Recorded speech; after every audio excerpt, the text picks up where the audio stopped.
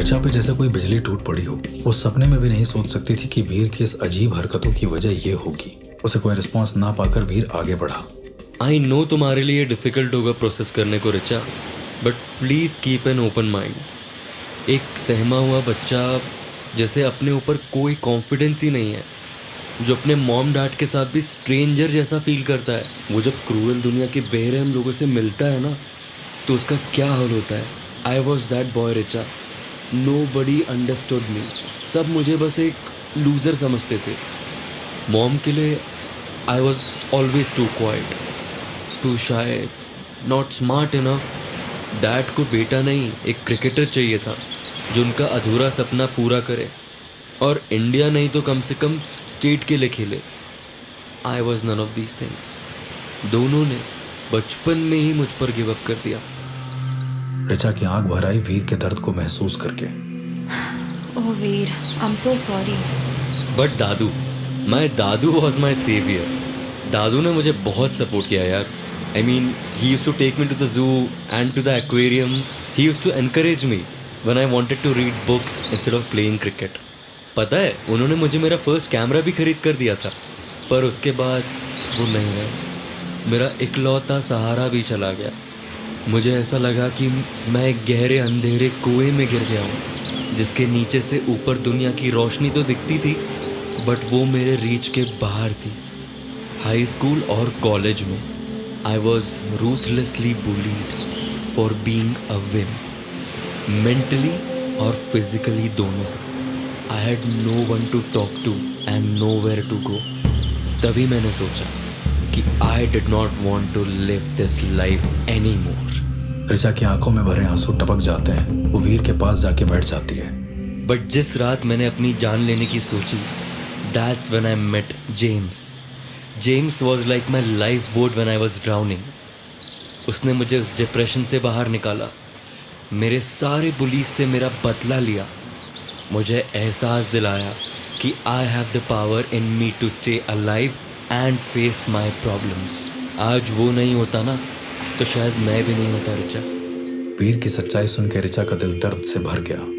वो हैरान थे कि इतना सब कुछ होने के बाद भी वीर इतना नॉर्मल नजर आता है। उसकी सच्चाई जो नहीं जाने वो कभी नहीं बता पाएगा कि उसके सहमे से स्वभाव के पीछे क्या गहरे घाव छुपा रहा था वो। पर एक बात अभी भी वो समझ नहीं पा रही थी। शिट वीर, मुझे बिल्कुल आइडिया नहीं था कि तुम्हारे साथ ये सब हुआ है। But I mean, I still don't understand कि इन सब का कल रात से क्या कनेक्शन है। कनेक्शन है ऋचा, क्योंकि जेम्स ही कल रात को हमारे साथ था। व्हाट? ये क्या कह रहे हो तुम वीर? हाँ ऋचा, मेरे बारे में एक और चीज़ है जो तुम्हें जानना बहुत ज़रूरी है। I suffer from DID, dissociative identity disorder. तो मैं वीर भी हूँ और मैं ही जेम्स भी हूँ। बहुत सारे साइकेट्रिक सेशंस के बाद मुझे ये पता चला, James was born to help me deal with everything bad in my life, which is why he is everything I am not. वो हार्टलेस है, वो सेल्फिश है, और सबसे बड़ी बात, वो बहुत वॉलेटाइल और डेंजरस है। अब तुम समझ रही हो क्यों मैं अपने पिल्स के लिए इतना डेस्परेट हो रहा था उस रात। Without them I have no control over James. Richa हैरान और परेशान दोनों है। वो समझ नहीं पा रही थी कि उसे वीर पे दया आनी चाहिए या उसे इस सच से डरना चाहिए। ऋचा, मैं समझ सकता हूँ कि तुम इस वक्त क्या कंफ्यूजन फील कर रही हो। मुझ जैसे कैरेक्टर के साथ ऐसी जगह फंसी हुई हो, टेंशन तो हो रही होगी तुम्हें। ऋचा बिल्कुल चुप थी। जहाँ तक मैं जानता हूँ, जेम्स ने कभी किसी को फिजिकली हर्ट नहीं किया है। वो तो बस उन मीन बुलीज को सबक सिखाने आया है। तुम्हें बिल्कुल टेंशन लेने की जरूरत नहीं। वीर ने अपना सब कुछ ऋचा के सामने रिवील कर दिया, पर उसके परेशान चेहरे को देखकर वो समझ गया कि शायद वो उसे पूरी तरह यकीन नहीं कर रही है। वो लाइट हाउस से बाहर निकल गया। ऋचा गहरी सोच में पड़ गई। यार, ये सब क्या हो रहा है? वीर कितना प्यारा सा, बिल्कुल पपी जैसा लगता था मुझे। उसके बाल हमेशा ही उसकी आंखों में होना, इतनी सॉफ्ट आवाज़ और हेल्पफुल नेचर। कौन सोच सकता था कि इसके घाव कितने गहरे हैं। ऋचा के मन में प्यार जैसे कुछ उमड़ आता है।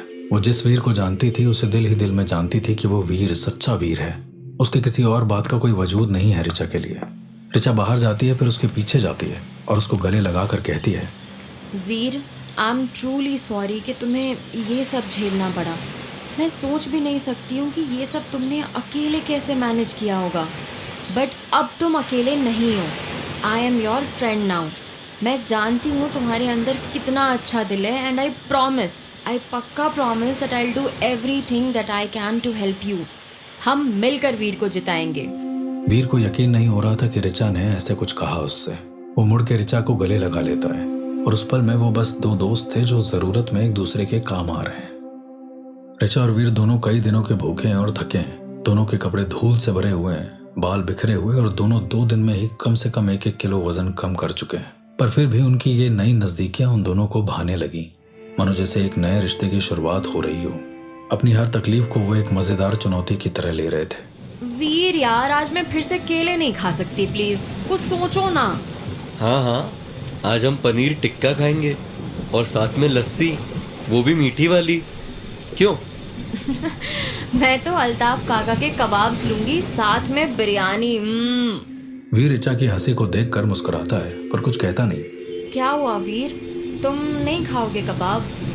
ओह अच्छा, हाँ, आई जस्ट रिमेम्बर्ड, तुम तो वेजिटेरियन हो ना। अरे मैंने कभी सोचा भी नहीं। शिट, इट्स ओके, मैं भी तुम्हारे साथ आज वेज खाती हूँ। इस बेतुकी नोक-झोंक में दोनों काफी टाइम तक लगे रहे। अच्छा वीर, मैं तुमसे कुछ पूछना चाहती हूँ। I hope that you don't mind. Of course, क्या है? मैंने तुम्हारे कैमरा में मेरे कुछ फोटोज देखे हैं जो मुझे थोड़े से इनएप्रोप्रिएट लगे। तुम मुझे बता सकते हो उनके बारे में? क्या? नहीं यार, वो तो मैंने तुमसे पूछ के लिए थे ना, याद है तुम्हें? हाँ, वो नहीं, मैं उनकी बात नहीं कर रही हूँ। Actually there are some more photos. Veer हैरानी से अपना कैमरा चेक करता है और ऋचा की काफी सारी कॉम्प्रोमाइजिंग फोटोज मिलती हैं उसे सडनली चक्कर सा महसूस होता है। सर थोड़ा भारी लगने लगता है, जैसे मानो वो गिरने वाला हो। आई प्रॉमिस यू ऋचा, मुझे सच में नहीं पता ये कहाँ से आ गए। मैं तुम्हारे साथ कभी ऐसा नहीं करूँगा। You have to believe me. Richa बड़ी शांति से उसकी बात सुनती है और फिर कहती है, वीर काम डाउन, मैं बिलीव करती हूँ तुम्हें। I do trust you. मुझे पता है कि तुम ऐसा कभी नहीं करोगे मेरे साथ। वीर एक राहत की सांस लेता है और 1 सेकंड बाद उसकी आंखें रियलाइजेशन से भरी हुई हैं। जैसे ही वो ऋचा की तरफ देखता है, ऋचा भी उसी रियलाइजेशन के साथ उसे देखती है। वीर, तुम प्लीज अपसेट मत होना, बट आई थिंक ये सब तुमने नहीं, तुम्हारे अंदर वो जो दूसरा वीर है ना, उसने किया है। तुमने ही कहा था कि वो सेल्फिश है, राइट? एंड उस पर भरोसा नहीं कर सकते। वीर कुछ नहीं कहता, बस ऋचा की बात सुनता है और सुनते सुनते उसके गुस्से का पारा बढ़ता जा रहा है। हाँ वीर, ये उसी का काम लगता है, क्योंकि वो अपने अलावा किसी और का तो सोचता नहीं और ना ही अपने किसी काम के अंजाम के बारे में सोचता है। बस Richa, I am really fed up of this person यार। क्या हुआ वीर? पहले मुझे लगता था कि जेम्स ही मेरे सारे प्रॉब्लम्स का इलाज है। स्टार्टिंग में उसने मेरी बड़ी मदद की, मुझे कॉन्फिडेंस दिलाया अपने इंटरेस्ट को परस्यू करने में। मेरी लाइफ पूरी तरह चेंज हो गई थी। पर धीरे धीरे मुझे रियलाइज होने लगा है कि जेम्स मेरी मदद करने आया ही नहीं था। ये तुम क्या कह रहे हो वीर? कौन था वहाँ पे? कल कौन आया था? प्लीज तुम मुझे कुछ साफ साफ क्यों नहीं बता रहे हो? दरअसल ऋचा, मैंने पहले ही तुमसे नहीं कहा क्योंकि I did not want to alarm you. James जो है ना, वो नेचर से बहुत बुरा है। वो मुझे हेल्प करने की आड़ में बस अपनी नफरत की भड़ास पूरी करना चाहता है। उसने ऐसे कई काम किए हैं जिससे मुझे घिन आती है। ओह गॉड वीर, ये तुम क्या कह रहे हो? ऐसा क्या किया उसने? मुझे बताते हुए भी शर्म आती है। हरकतें उसकी है पर नाम तो मेरा ही जोड़ा है ना। सबको लगता है कि मैंने ही वो सब कुछ किया है। इसकी वजह से मुझे कानपुर छोड़ के मुंबई शिफ्ट होना पड़ा। मेरे मॉम डैड भी परेशान हो चुके थे। वो समझ ही नहीं पा रहे थे कि मुझे क्या हुआ है और ना ही मैं उन्हें समझा पा रहा था। फिर क्या हुआ वीर? तुमने किसी से हेल्प क्यों नहीं ली? मुंबई में तो जेम्स की हरकतें और बिगड़ गई। हर दूसरे दिन मैं हैंगओवर में उठता क्योंकि रात को वो शराब के नशे में धुत रहता। पर हद तो उसने तब कर दी जब वो डॉग वाला इंसिडेंट हुआ। डॉग वाला incident? What are you talking about Veer? हाँ ऋचा, मैं जब फर्स्ट आया था ना मुंबई, तब एक पीजी में रहता था। एक स्वीट ओल्ड अंकल थे वहाँ पे, डिमेलो अंकल, जिन्होंने अपने पीजी में से एक रूम मुझे रेंट पर दिया था। उनका एक पेट डॉगी था, स्नोवी। अब स्नोवी पता नहीं क्यों मुझे देखते ही घूरने लगता, हमेशा। मैं भी उसका कोई खास फैन नहीं था। एक दिन स्नोवी रात भर भौंकता रहा। मुझे अच्छे से याद है क्योंकि मैं सो नहीं पा रहा था। अगले दिन स्नोई गायब। Oh God, what happened to snowy?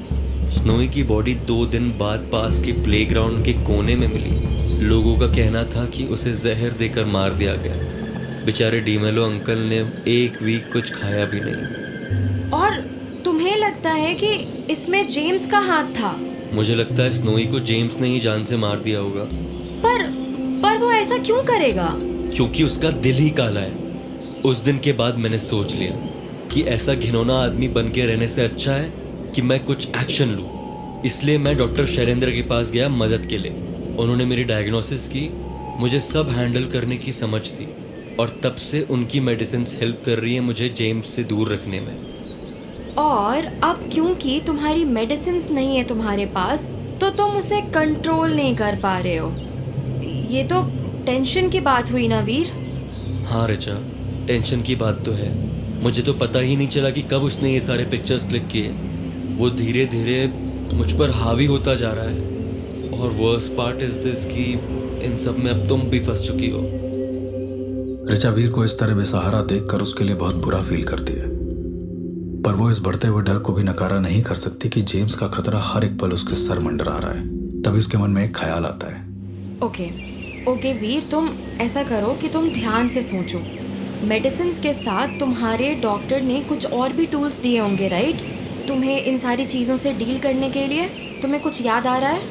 Tools मतलब?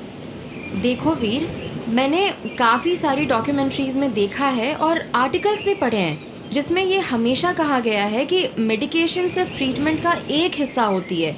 ऐसी बीमारियों का जड़ पहचान कर उसे ट्रीट करने से ही सक्सेस मिलती है। जड़ से मतलब क्या है तुम्हारा?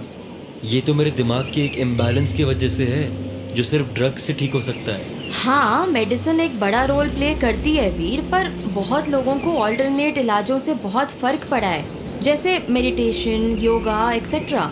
ये सब हमें अपने मेंटल बैलेंस को मेंटेन करने में हेल्प करती है। तो प्लीज़ तुम सोचो कि क्या तुम्हारे डॉक्टर ने ऐसा कोई ऑल्टरनेट मेडिकेशन तुम्हें सजेस्ट किया था? प्लीज़ वीर, कुछ सोचो यार तुम ध्यान से। वीर कुछ समझ नहीं पा रहा है। पहले से ही वो टेंशन में है अपनी प्रॉब्लम को लेकर, और अब ऋचा उसे अजीब चीज़ों के बारे में बात कर रही है। वो अपनी पेशेंस खोते हुए कहता है, ऋचा प्लीज़ अब तुम डॉक्टर बनने की कोशिश मत करो यार। मेरा सर फटा जा रहा है, मैं कुछ सोच भी नहीं पा रहा हूँ यार, और तुम ये बेतुके सजेशंस दे रही हो। पर ऋचा को लगता है कि वो सही ट्रैक पर जा रही है। वो एक्साइटेड होकर कहती है, वीर, आई थिंक कि मैं सही बोल रही हूँ। तुम एक बार ट्राई तो करके देखो ना। हम दोनों करेंगे, ठीक है? It will help you, you will see. बस करो यार ऋचा, मेरी प्रॉब्लम क्या एक एक्सपेरिमेंट है तुम्हारे लिए? मेरे अंदर क्या चल रहा है तुम नहीं समझ सकती हो। मेरी हरकतों पर मेरा कोई कंट्रोल ही नहीं है। Can you imagine how I am feeling right now? एक मेंटली अपाहिज की तरह महसूस कर रहा हूं मैं, और तुम अपने टोटके दिखा रही हो मुझे। उससे कोई सोल्यूशन नहीं होने वाला है। It's not a joke. Veer की आंखें गुस्से से चमक रही हैं। ऋचा उसमें फिर से एक अजनबी को देख रही थी और वो सहम गई। वीर, मेरा ऐसा मतलब नहीं था। मैं कभी भी तुम्हारी प्रॉब्लम्स को छोटा या इनसिग्निफिकेंट नहीं समझूंगी। जब मैंने कहा था कि हम दोनों अब इसमें साथ हैं, आई रियली मेंट इट वीर। पर तुम्हें मुझे मदद करने देना होगा अपनी, तभी तो कुछ हो पाएगा ना। तुम्हें मुझे ट्रस्ट करना पड़ेगा वीर। वीर बहुत कंफ्यूज्ड है। वो समझ पा रहा है कि ऋचा की नीयत उसे हेल्प करने की है, पर वो अपने अंदर के उबलते हुए गुस्से को बिल्कुल काबू में नहीं ला पा रहा है। मानो जैसे कोई ताकत उसे जानबूझ के ऋचा को चोट पहुंचाने के लिए उकसा रही हो। वो उठकर ऋचा से दूर चलने लगता है। वीर, तुम कहाँ जा रहे हो? I need some space Richa, please मुझे थोड़ी देर के लिए अकेला छोड़ दो। पर Veer, I am only trying to help. Why can't you see that? Please मुझे ऐसे दूर मत करो। Richa, just keep quiet for some time please, please. बहुत ज्यादा तो नहीं मांग रहा मैं तुमसे कुछ, मैं अभी सोच भी नहीं पा रहा हूँ। वीर! ऋचा, तुम कभी कोई बात सुनते क्यों नहीं हो? वो गुस्से से मुड़कर ऋचा की तरफ देखता है। ऋचा अपनी आंखें फाड़कर उसकी तरफ देख रही है। उसके चेहरे पर इतनी बड़ी मुस्कान वीर ने पहले कभी नहीं देखी। वीर! वो देखो, एक बोट!